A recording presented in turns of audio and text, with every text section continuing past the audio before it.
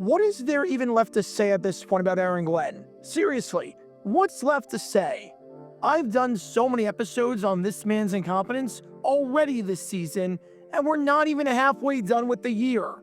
There's a reason the Jets are the worst team in football and are the only team in a year of unprecedented parity to not have a single win under their belt.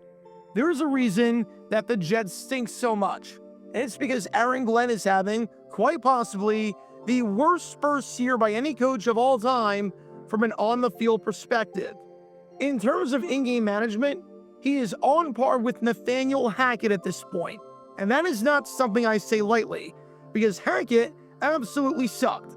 Glenn is speed running his way to being a one-and-done coach, and every time I think he can't go any lower and get any worse, he does stuff like this.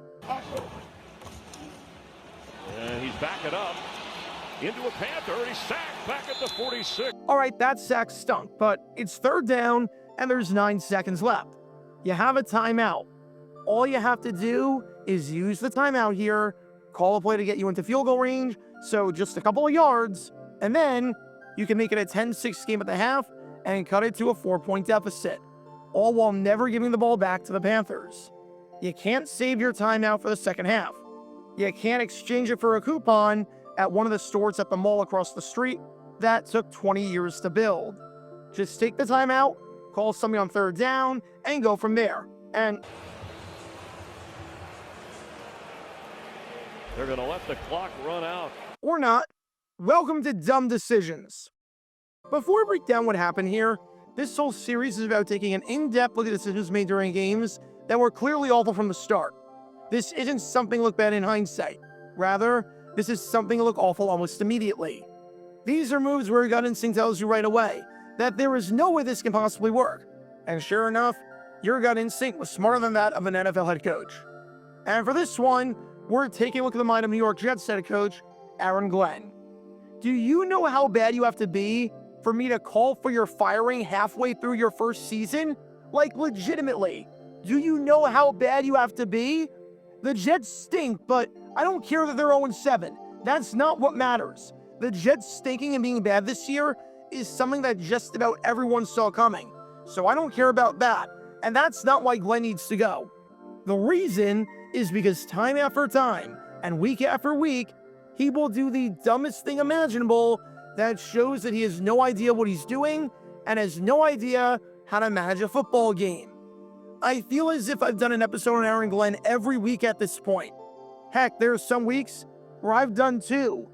And for him to somehow find a way to mismanage the end of the first half, even worse than what he did last week against Denver, that is legitimately impressive. I'm waiting for him to get better as a coach, just from an in-game management perspective, even if it doesn't result in wins. And it just keeps getting worse and worse. The process continues to baffle me. So with that being said, let's take a look at why not taking a timeout with 9 seconds left and the ball near midfield is a really bad idea. And before I do that, I'm actually going to work in reverse here and show you what Aaron Glenn had to say about this decision. Because Glenn was asked about his rationale at the end of the first half with taking it into the break instead of trying to do literally anything else. Take a listen to what he had to say. You're going to see why it makes no sense and why this man is woefully unqualified to be a head coach. At the end of the half, it looked like you had time to maybe run a Hail Mary there, and you just let the clock. Guys, it was a situation where we just got 2 sacks. Let's get out of it. Get into halftime. And let's get ready to play the next half. Let's say you call the timeout with 9 seconds. At this point, it's third down.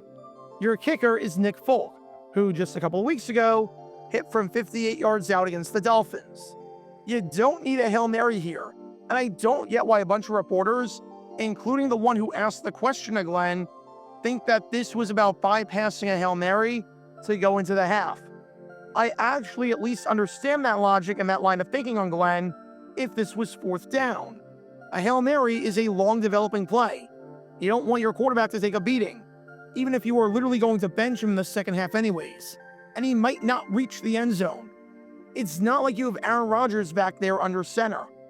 So if this was 4th down and the clock was stopped with 9 seconds, fine. But it was 3rd down.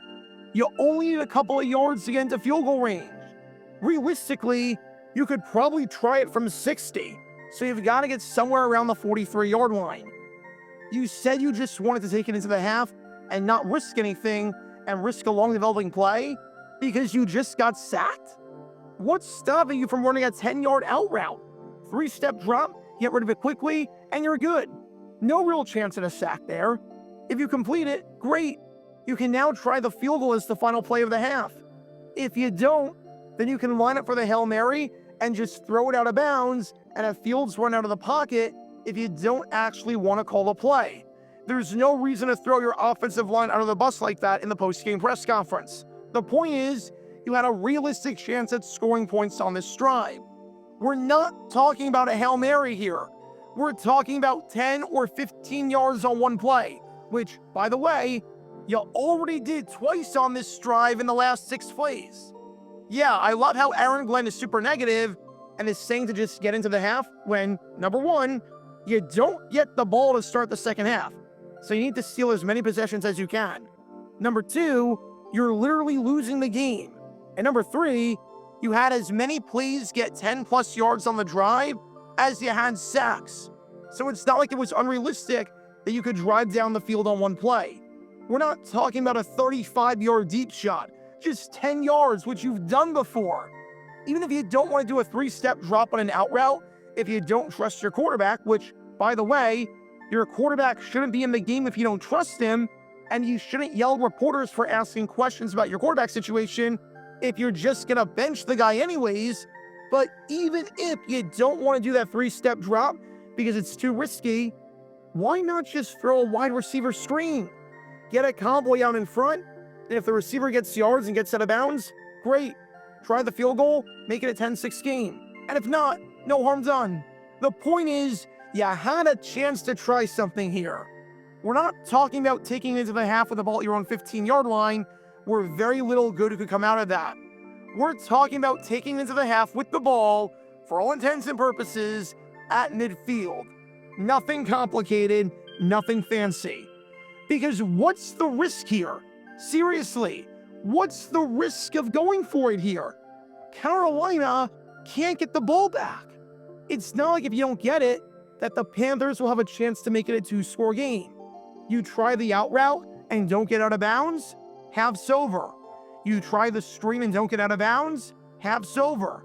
You miss the field goal after getting that yardage, half's over. You don't get anything on 3rd down, and you don't trust Fields to throw a Hail Mary, so you just have him roll out on 4th and throw it deep and out of bounds to kill the clock, half's over.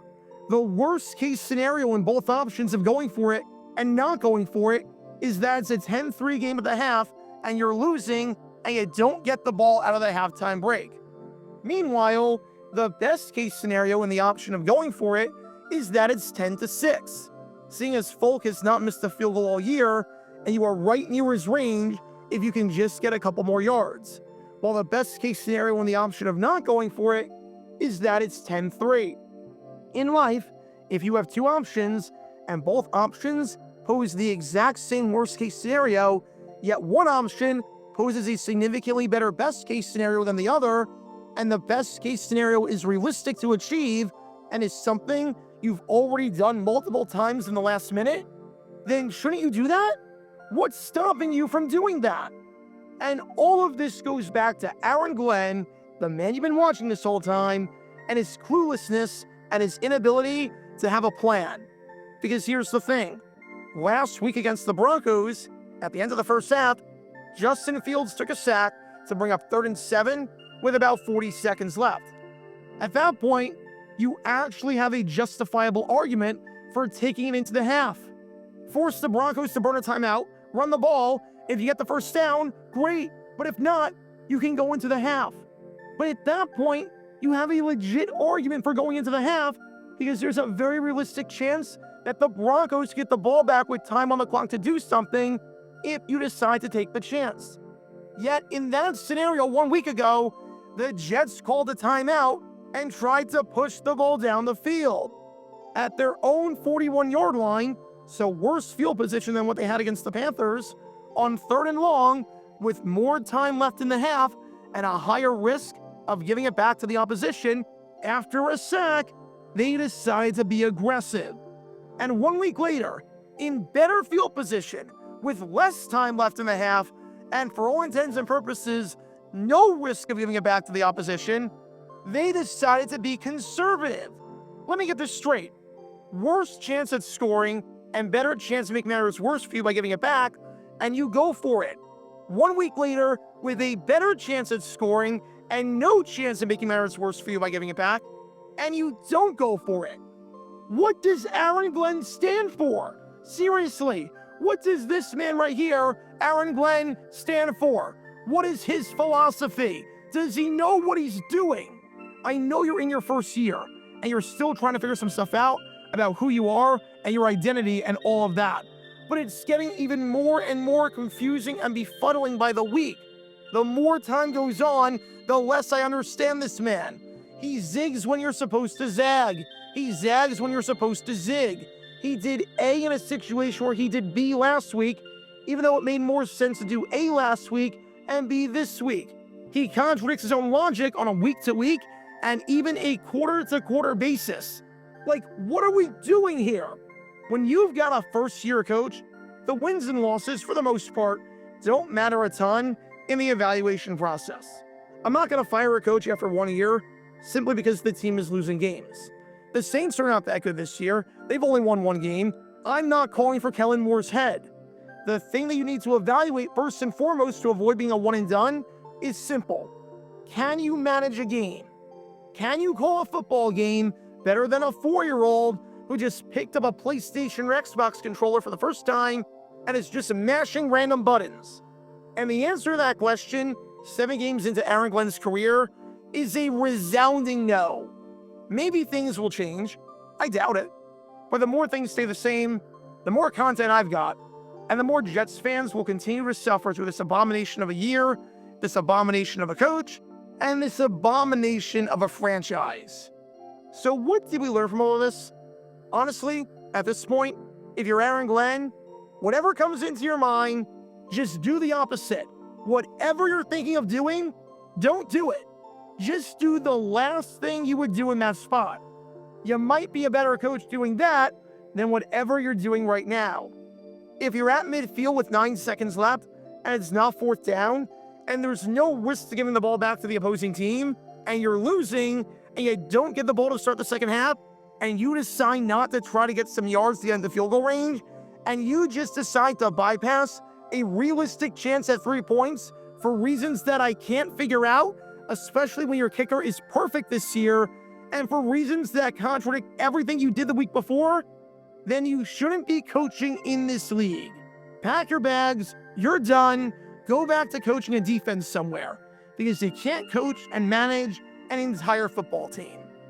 Because when all these elements are in play, you can't exactly be surprised when this play backfires. Talk about a dumb decision.